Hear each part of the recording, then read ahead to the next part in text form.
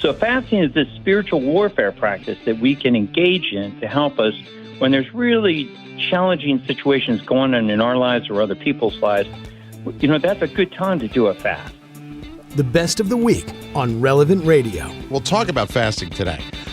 You know, it's one of these traditional penitential practices, right? If you are listening to me and you're between the ages of 18 and 59 years old, there are some exceptions for those who have health conditions, of course, that prevent them from doing this. But during Lent, the church says that Catholics are required to fast on Ash Wednesday and Good Friday.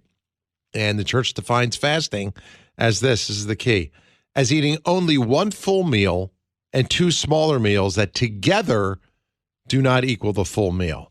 Catholics are required to abstain from meat, of course, on Ash Wednesday and in Good Friday and all Fridays during Lent. So if you can fast with one small meal, the other two meals combined should not equal the size of the full meal. So we're really blessed to have back with us Dr. Sean O'Mara, wonderful physician in private practice in Minneapolis. Doctor, thanks for giving us some time today. Good afternoon. Yeah, hey, Drew, great to be back with you and the audience. I think your audience will really enjoy this particular topic, and there's so much to talk about. There's so many benefits, and I think that's why it's connected to a spiritual practice, and it's part of the church teaching, because it is so beneficial to us. And so it should be understood at the outset that this is not just merely a spiritual practice that we partake of during Lent, but it's actually something that is just good for our bodies. And remember, our bodies are temples of the Holy Spirit. They're temples of God. So if we get fasting right and we improve our temples of God that we are custodians of, we get to enjoy a better life. We live better, and that's really what the Lord calls us and wants us to do. So it's a really great topic, and I'm just so excited to be talking about it. I'm glad to have you here. I've been doing, I used to fast all the time. It was pretty easy for me. And then I think God removed the grace. Or maybe he gave me a grace is a better way of looking at it, because then it became a real struggle for me. It was really, really difficult to fast. But then it becomes meritorious. For anyone who struggles with this is going to be a real grace-filled opportunity. It will amplify your prayer, and you can really move mountains. You know, if you can give your digestive tract and allow, your body to have that break from food, if you can go into autophagy and allow your body to start to heal and consume those broken proteins and all those other things, then you can really also repair your gut biome. So let's start first with maybe the physiological aspects of this. I hear from a lot of medical experts that fasting has these wonderful medical benefits. Let's talk a little bit about that. What does it do to the body, and when does fasting actually kick in? Because the way the church is asking us to fast, I think that's more of a spiritual thing. When you have these meals, your insulin levels, your blood sugars go back up. I try to fast without food, but give me your take on the way you fast and ultimately advice for us and what happens when we allow our body to experience this. Okay, so I think the best way to set this up, and that's a great question, is to take us back to what our bodies are adapted to doing. And keep in mind that we've been on the planet a long time, and we won't go into exactly how long because theologians argue the point, so do scientists. But to the extent that we've been here a long time, we're more adapted to a lifestyle where we didn't get to eat for prolonged periods of time. We just didn't have grocery stores food supply that allowed us to have food every single day and the capacity for getting groceries and eating three meals a day. So what it meant was that we probably went on the order of days and even weeks without feeding. And what has happened during that time as we became adapted to that, as our species experienced it, was this ability to benefit from the fasting period. We actually, during that time, our bodies go into a process that you mentioned called autophagy. And a good example to illustrate what autophagy is, it's sort of like as a hoarder, your house is filled with a bunch of debris. And that debris just accumulates from an excess of lifestyle, and you never clean anything out. So when you're feeding all the time, you don't go through this concept called autophagy, where cellular debris, just the kind of the waste products of life, physiology, living, accumulate in a cell and therefore in organs and tissue. And if you're always eating, you don't get to clean that out. But if you fast, and particularly do extended fasting, and autophagy can be measured through cell-mediated autophagy activity, CMA activity. And there are metrics to study that. And it seems to be increased maximally at around 3 days, a 3-day fast. So it can be daunting to think about extending that much. And the church doesn't expect us to do an extended fast that way. But it is dose dependent. In other words, the longer you fast, the more benefit that you get.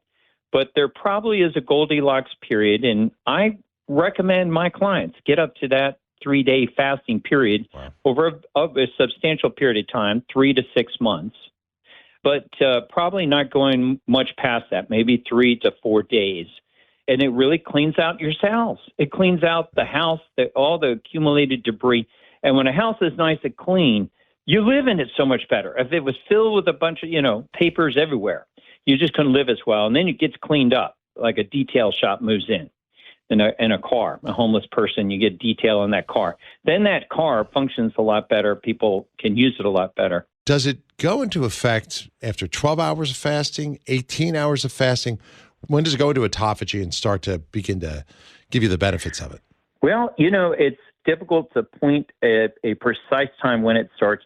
And there are a few other things, and we're talking about fasting, but keep in mind the metrics on this get a little confounded, meaning some other things can confuse us a little bit, like exercise. So when you exercise, even in a fed state, when you're eating, you can induce a little autophagy. But it begins to happen if you skip a meal. I mean, you can see autophagy in just a small amount, skipping a meal.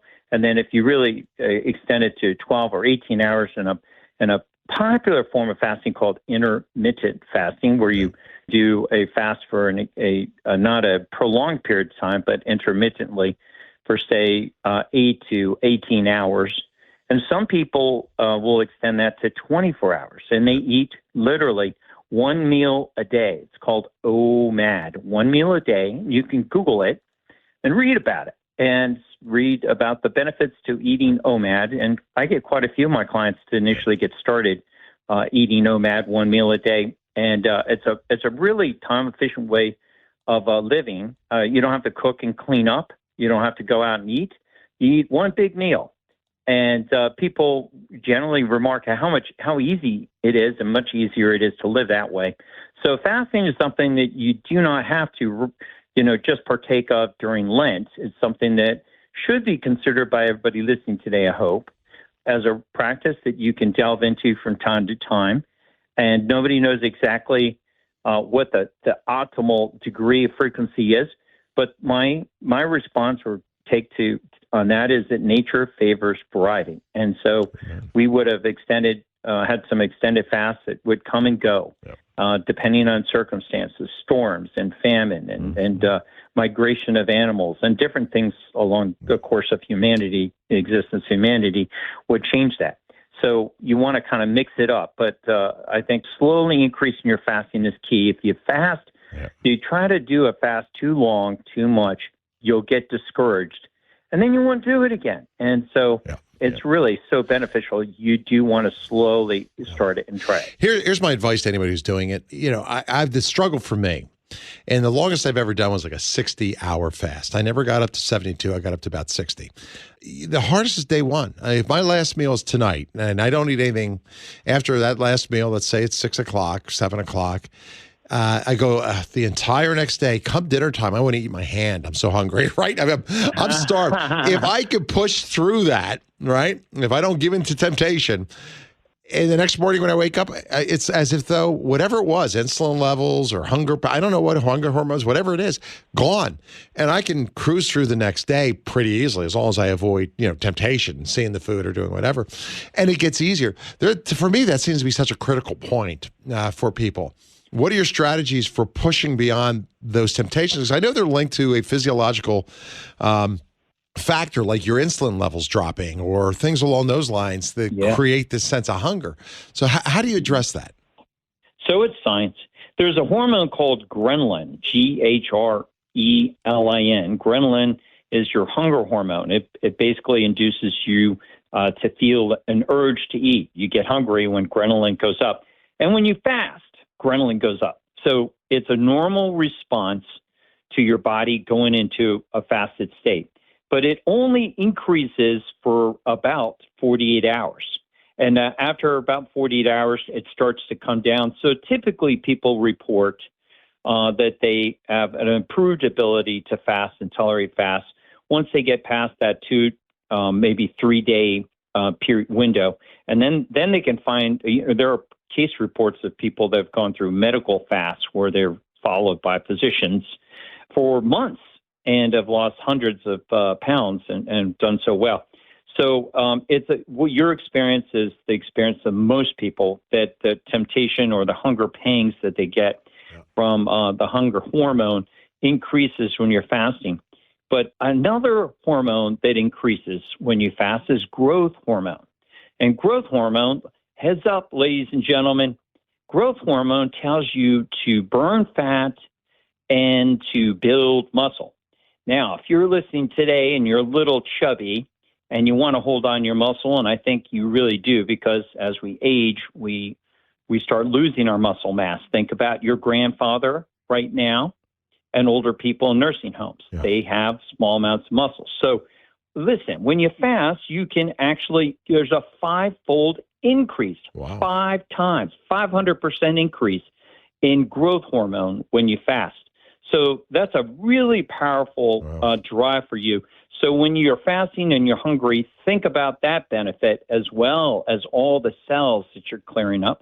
There's such profound science behind the benefits of fasting that keeping your eye on the fact how beneficial it is can help you overcome the struggles. And I have some other tips I can give you too, some really cool tips to help you get through those hunger pains when you're fasting. No calories, but how you can decrease those. It's really not a trick, but what our ancestors would do is they would go drink water out of streams and lakes. Why would they do that? Well, there was no food to drink, but the streams have microbes in it, these beneficial microbes, and they go down there and they add to our microbiome. There are no calories, so these bacteria are so small they don't really break your fast. So one of the things I tell my client patients to do is add a little kimchi juice or a little sauerkraut juice to non-chlorinated water, like spring water or well water or distilled water. And if you put those fermented brine that have living microbes into it, it produces what I call living water, but not the living water that the Lord talks about, but it's water with living bacteria in it, and they break your hunger pains. It's very interesting. So you just sip on that a little bit. Apple cider vinegar is the same way.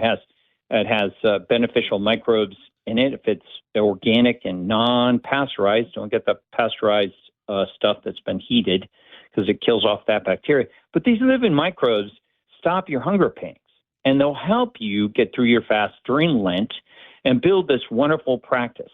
Give me your take on, in addition to the physiological benefits, the spiritual benefits, the amplification that comes from fasting combined with prayer. Yeah, so my own experience with fasting and spirituality, the benefits I got, I've fasted now for 5 years. I fasted 3 to 4 days every single week. So I'm fasting almost half the month. And I have found spiritually that is where my prayer life is most meaningful. And that's where I can take on the greatest challenges in prayer for a moment. So there's scripture talking about where the disciples could not drive out demons from certain people. And they said, why could we not drive this one out? And the Lord responded, because this one comes out only through prayer and fasting.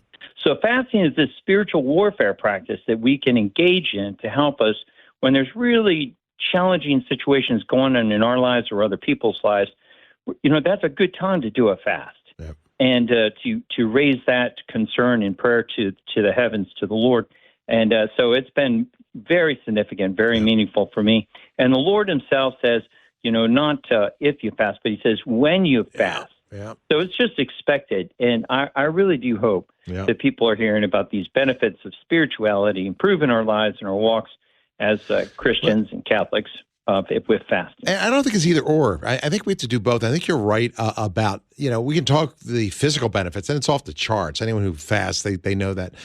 And I can talk spiritual, and anybody who fasts spiritually, they see the benefits of it. I think the two are intertwined. I mean, the devil understands that what we do with our body affects our souls, and that's why he tempts us to physical excess, right? To temptations. Yeah. He knows what we forget, that we're not souls encased in bodies like water in a jug, but we're intermingled at every level, like water in a sponge. And when he can tempt you to excess, when he gets you addicted, then he's got hooks in your soul, right? But the reverse is true. When you control that physical appetite by fasting, by exercising, prudence and everything else, you deprive him of that victory to gain control over your body and your appetites. And as to your point, that's what he meant when he spoke about demons. These certain ones can only be cast out through prayer and fasting. Doctor, final thoughts from you and resources on fasting. Do it. Start super slow and increase over a period of time. It's not a race to get there. So start maybe a 2-hour fast, and then next week do a 4-hour fast, and the next week an 8-hour fast. And you just Google fasting benefits and practices, and you'll read about it. Hey, Doctor, thank you for your time. Always great to talk with you. I hope you have a blessed Lent and a very special Ash Wednesday. Well, thank you, Drew, and to you and the Relevant Radio audience and crew there. Hey, this episode of the Drew Mariani Show is on the Relevant Radio app. The Relevant Radio app is completely free, and it's updated daily with fresh articles, podcasts, and prayers. So don't delay. Download the app today. Thanks for listening.